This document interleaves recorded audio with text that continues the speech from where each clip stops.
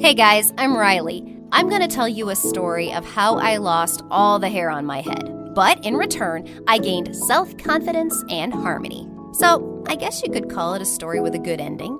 It all started in high school. I was sitting in biology class. The teacher suddenly announced, "Tomorrow is the exam. Get ready. Your college admission depends on it." I had enough problems. And on top of that, I had to study. I nervously tousled a strand of my hair. Suddenly, my elbow slipped off the desk. I pulled the strand, and it suddenly remained in my hand. So easy. I was shocked. My friend Amber looked at me with widened eyes, not knowing what to say. I quickly tucked my torn hair into my pocket, and I smiled fakely. It was okay. My friend confusedly shrugged. I went home after school and immediately sat down to study for that damn exam. I sat over my books most of the night, trying to cram as much as possible, and before I knew it, I was asleep. I woke up to the sound of the alarm clock ringing. After stretching and yawning, I went to the bathroom. I stood under the shower for a long time and then thoroughly soaked my head. As I rinsed off the shampoo, I felt like something was wrong. I looked down and opened my mouth in surprise.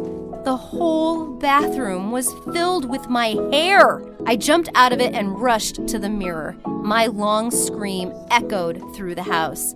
Ah! There was no trace of my lush hair. My hair had thinned considerably, and in some places I could even see bald spots.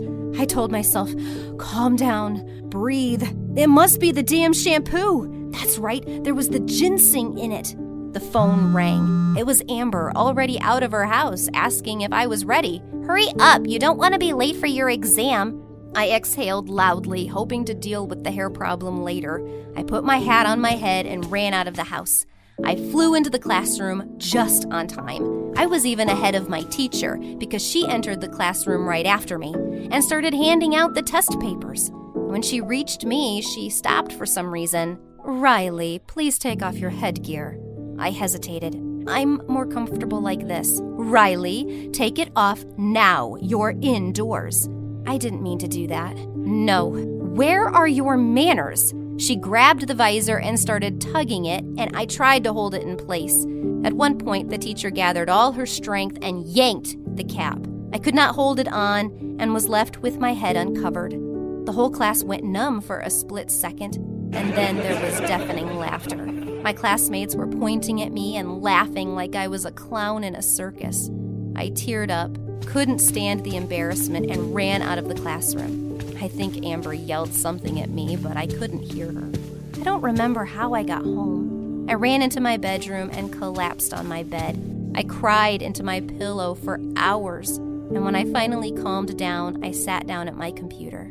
I thought that shampoo and too much stress could really be blamed for my trouble, so I tried to find some helpful tips on how to restore hair growth. After prescribing a couple of tips and care products, I started the treatment. Fortunately, I immediately told my mom about the problem, and she willingly gave me permission not to go to school for the rest of the week. So, the first tip, crush the red pepper and apply it to the scalp. This was supposed to help awaken the hair follicles. I had a couple of chili peppers in the fridge to make sure it would help, and I mashed them into a pulp. When I smelled the mixture, my eyes watered. I rubbed the pepper into my scalp with massaging motions. But instead of 10 minutes, I decided for better effect to wait for all 30.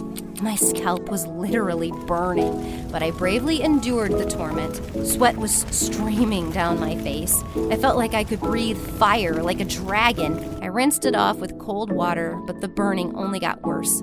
I ran to the kitchen, opened the freezer door, and stuck my head in there. Oh yeah. Mom came into the kitchen. "Honey, are you okay?" "I'm fine, Mom. I can feel my hair starting to grow." When my head stopped burning, I finally got out of the freezer, but there was disappointment waiting for me in the mirror.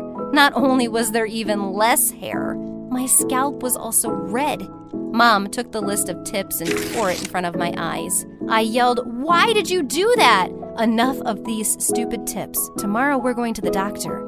I nodded. It was probably the right thing to do. When I was already in bed, the phone rang. I picked up the phone. "It's your teacher. Riley, because you ran away from the exam, it's automatically considered as failure." "But No, I can retake it. Sorry, but this exam does not require a retake. I warned you how important it is. I dropped the call, threw the phone on the bed, and fell down with it, closed my eyes, trying not to think about failing. The next morning I woke up, stretched, and screamed. My pillow was covered in strands of my hair. The problem with the exam seemed like nothing. I ran to the mirror. There was very little vegetation left on my head. What on earth is this? What was that for?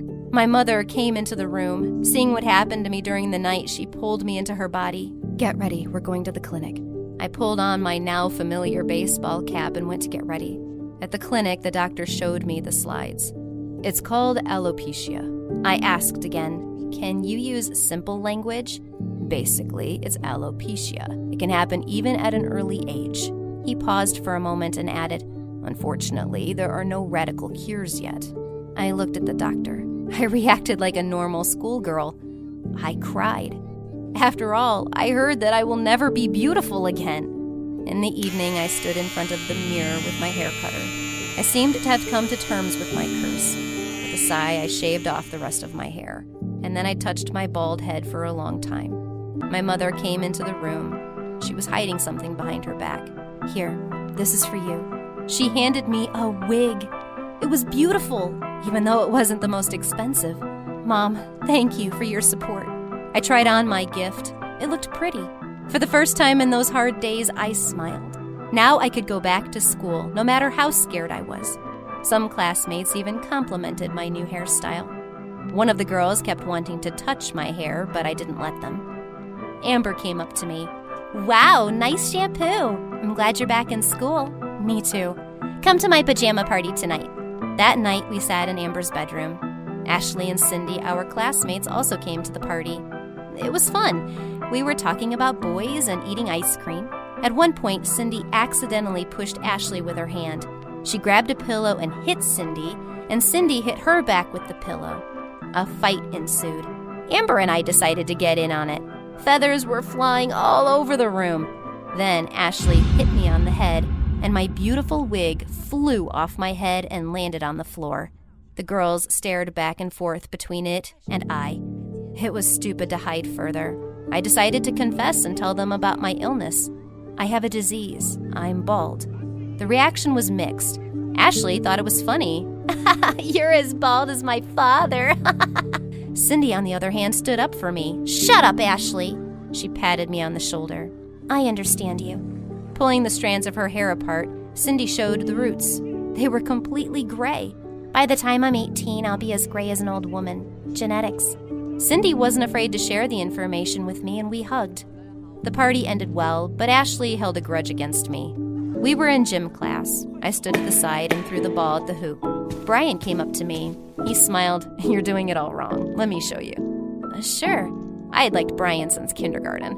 After Amber, he was probably my second best friend, although I didn't talk to him as much as I used to because of school and stuff. Brian showed me how to throw a ball, and just as I was aiming to make the shot, another ball came right at my head. My wig came off and fell right into Brian's hands.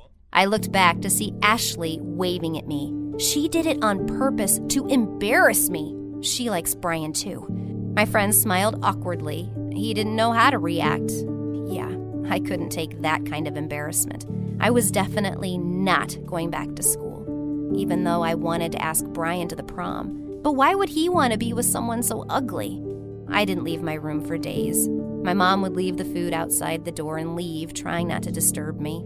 One day, there was a knock at the door. Mom, I'm not hungry, I shouted, but the knocking didn't stop. I told you, I don't want to eat. Someone knocked again, harder this time. I got angry and went to open the door. But when I opened the door, there was Amber on the doorstep.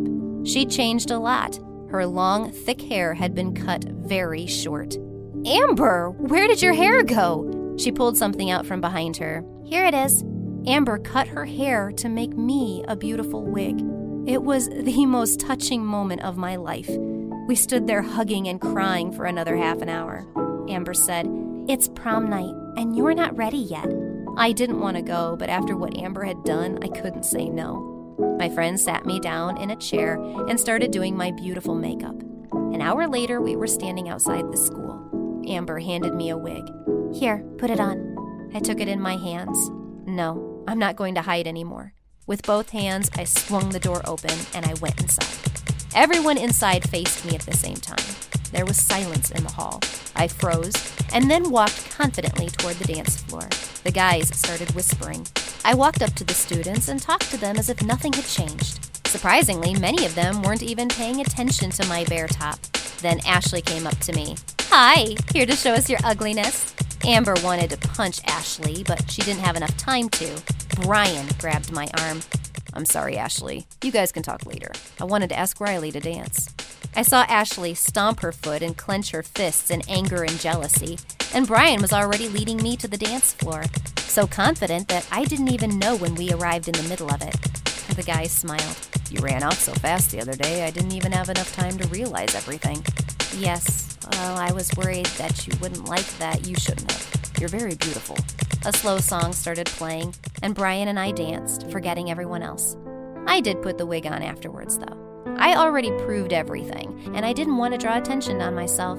And also due to the fact that the rays from the disco ball reflected off my bald head and hit Brian right in the eye. That's how I lost my hair. But I gained something much more important: reliable friends and inner harmony. I hope you have that too. And how do you fight your complexes? Share in the comments. Maybe somebody has already got rid of theirs and can help you with advice. Like this video and subscribe to the channel.